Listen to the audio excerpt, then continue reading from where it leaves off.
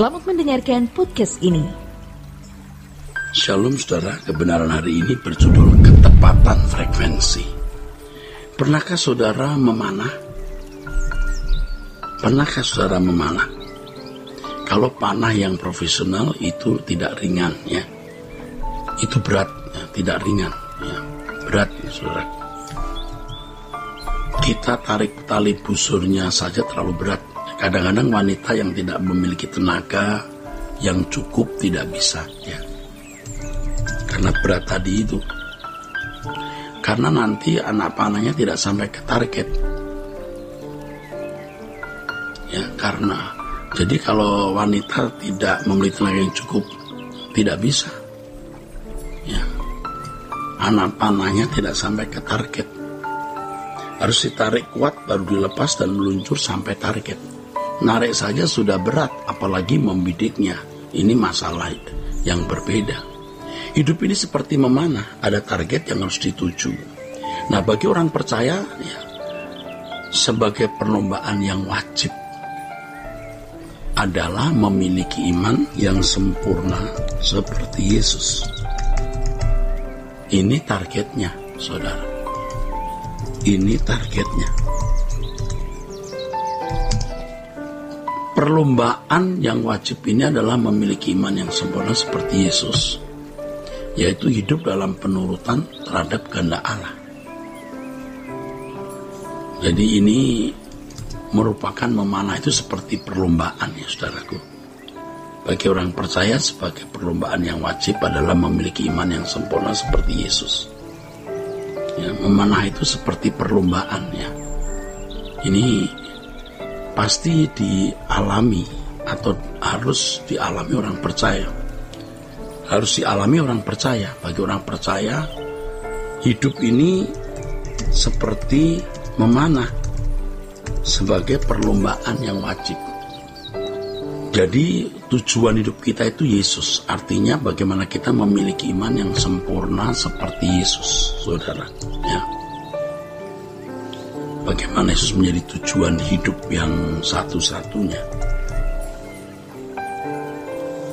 Kalau Yesus menjadi tujuan hidup saudara, sama dengan Allah adalah tujuan hidup, yaitu melakukan kehendaknya dan menyelesaikan pekerjaannya. Dengan demikian target yang harus dicapai adalah Tuhan.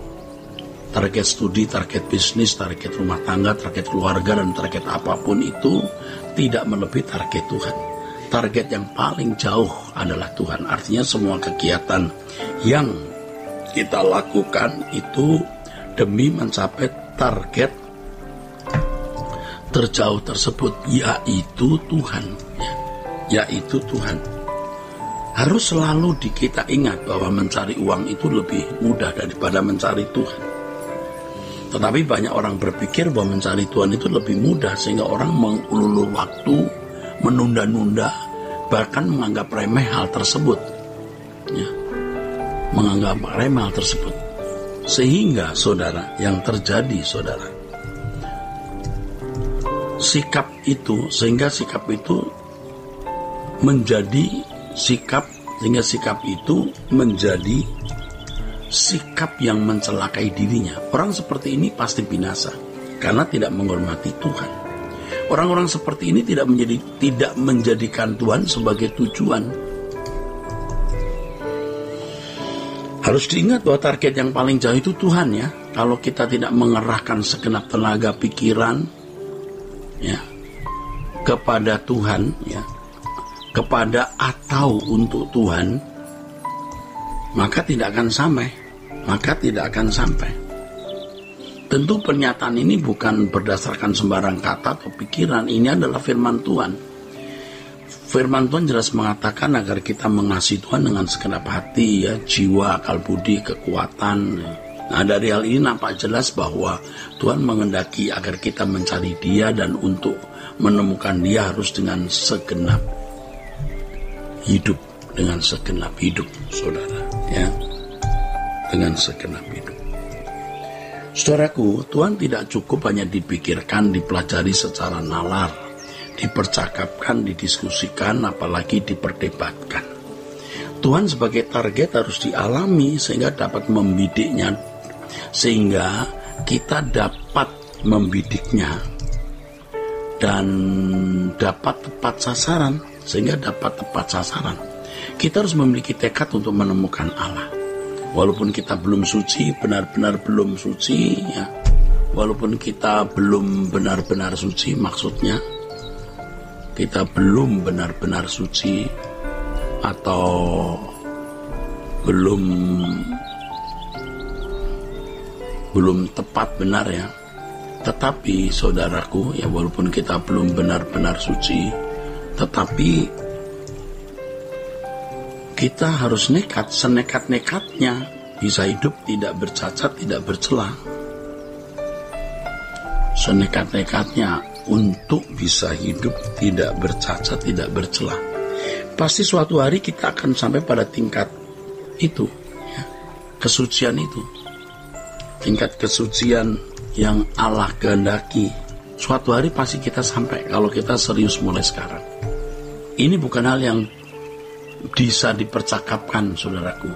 Ini bukan hal yang bisa dipercakapkan, ya. Ini bukan hal yang hanya bisa dipercakapkan. Tetapi saudara harus segenap hati digumuli dalam kehidupan secara konkret.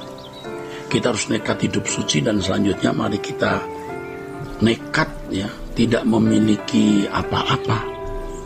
Kita harus rela melepaskan segala sesuatu. Ini tempatnya di hati, ini masalah batin, ya. Ini masalah batin, ya. Ini masalah batin, saudara. Atau masalah hati. Mungkin secara fisik, ya, kita memakai baju yang bagus. Kalau memang itu bagian kita mempunyai berbagai fasilitas, tapi hati kita tidak terikat dalam berbagai fasilitas tersebut. Pada waktu kita membeli barang-barang tersebut, kita belum memiliki kedewasaan, ya. Dulu, ya, pada waktu kita membeli barang-barang itu mungkin kita belum dewasa seperti hari ini. Setelah kita dewasa baru kita menyesal, ya. Banyak perbuatan masa lalu yang kita sesali. Mengapa dulu kita beli barang ini, gitu. Kita mikir begitu, ya. Mengapa kita beli barang ini? Kenapa kita dulu punya barang ini? Ini kita sesali memang, saudara. Kenapa dulu kita ingin ini, gitu. Ini kita sesali. Ya. Tapi sekarang kita sudah sadar bahwa banyak keinginan kita, hobi-hobi kita yang memang tidak melanggar hukum, tapi tidak menyenangkan hati Allah. Dan kita telah berdosa kepada Tuhan, ya. Wasting time, wasting energy, wasting banyak hal. Sia-sia, saudara. Sekarang kita mau mengasihi Tuhan dengan segenap hati. Kita taklukkan semua keinginan kita untuk hidup menurut kehendak Allah, ya. Ya. Ketika kita merasa ada kepahitan, kita sedih, banyak beban, stres, kesepian, kita tidak menjadi lemah karena kita bisa melewatinya. Dan semua itu bisa menjadi sarana Allah membuat kita dewasa dan hidup hanya untuk kesukaan hati Allah. Sehingga kita memiliki ketepatan frekuensi seperti Allah. Sehingga segala sesuatu yang kita lakukan selalu sesuai dengan pikiran perasaan Allah. Sefrekuensi dengan Allah. Ya, Tuhan memberkati. Sola Gracia.